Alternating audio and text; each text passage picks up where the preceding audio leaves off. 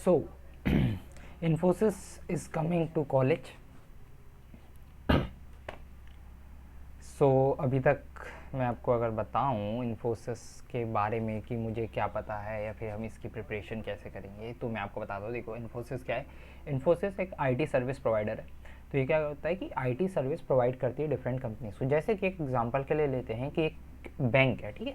Bank जो हो गया फाइनेंशियल सर्विस प्रोवाइड कर रहा है। मान लेते हैं कैनरा बैंक है, एग्जांपल के लिए रियल वर्ल्ड एग्जांपल ले लेते हैं, ठीक है। कैनरा बैंक है आपके पास, और कैनरा बैंक को चाहिए कि देखो अब कैनरा बैंक डिजिटल चला गया। अब देखो क्या होता है कि आप एक कस्टमर मान लो, आप गए, आपने वहाँ पे अकाउंट खुलवाया, आपने पैसे जमा किए और आपने रख दिया, ठीक है। एक दूसरा बंदा है जो गया, उसने लोन निकाला है, ठीक है। अब ये किसी ने पैसे सेव किए, किसी ने पैसे निकाले हैं, किसी ने लोन लिया है, किसी के से पैसे लेने हैं। ये जो सारी चीज़ें हैं, इसके लिए आपको कुछ चाहिए कि ऑनलाइन तरीके से मैनेज हो जाए। फिर यूज़र एप्लीकेशन के थ्रू अपना क्रेडिट कार्ड ओपन कर ले या डेबिट कार्ड ओपन कर ले और चीज़ें ऑनलाइन हो जाए। हम जितने ज़्यादा चीज़ें चाहते हैं ऑनलाइन हो जाए, ठीक है। अब देखो, कैनरा बैंक तो फाइनेंशियल सर्विस प्रोवाइड करता है, ओके। सो वो तो ये एप्लीकेशन क्रिएट करेगा नहीं, वो तो ये डेटाबेस क्रिएट करेगा नहीं, वो तो सर्वर्स क्रिएट करेगा नहीं। तो अब वो क्या करेगा, वो देखेगा कोई ऐसी आईटी कंपनी को जो उनके लिए काम कर दे।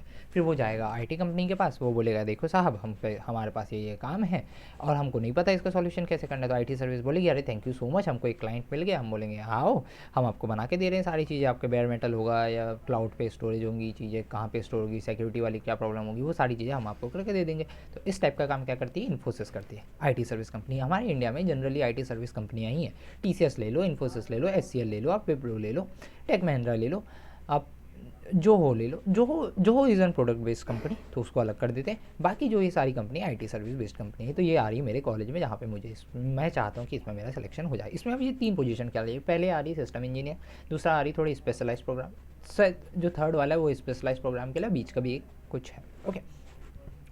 अब मेरा जो काम है, मैं स्पेशलाइजेशन हूँ डेवॉप्स में, ओके। तो डेवॉप्स और सिस्टम इंजीनियर कहीं ना कहीं मिलते हुए।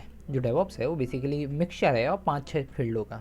आईटी इंजीनियर हो गया, सिस्टम इंजीनियर हो गया, और 1-2 और फील्ड आप इंफ्रास्ट्रक्चर मैनेजमेंट वाली चीज़, ऐसा करके बहुत सारे चीज़ों का मिक्सचर है। तो वो शायद मेरे लिए काम किए, तो अब मुझे इसके लिए प्रिपरेशन करना है। सबसे पहले मैंने कंपनी के बारे में सर्च की, तो मैंने कंपनी के बारे में पता किया कि कंपनी जो है 1980s के अराउंड ओपन की थी मिस्टर नारायण मूर्ति ने, ओके।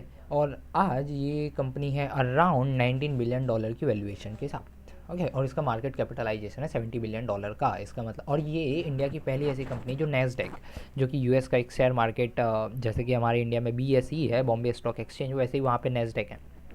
तो वहाँ पे लिस्ट होने वाली पहली कंपनी बनी कौन सी, इन्फोसिस, ओके।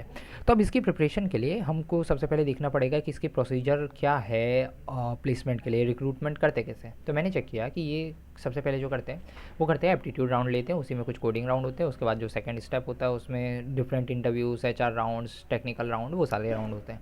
तो अब हमको इसके लिए प्रिपरेशन करनी है। तो एप्टीट्यूड में क्या क्या पूछेंगे, ये एप्टीट्यूड में नॉर्मल चीज़ें पूछती हैं, रीजनिंग पूछेंगे, फिर ये पूछेंगे वर्बल एबिलिटी, इस टाइप से चीज़ें पूछेंगे, okay. So let's prepare for it.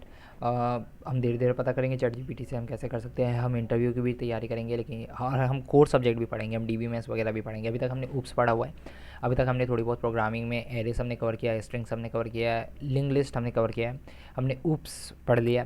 तो अब हमारा जो नेक्स्ट टॉपिक रहेगा वो रहेगा core subject like the DBMS, operating system, computer networking, compiler design may be इतना इंपॉर्टेंट नहीं होगा, सो उसको हम नहीं करेंगे। बाकी जावा में मैंने कोड किया है, तो जावा थोड़ा बहुत और देख लेंगे कि जावा कैसे, जावा के बारे में स्पेसिफिकली क्या चीज़ है, ओके। सो बने रहिए आप। Okay, bye bye.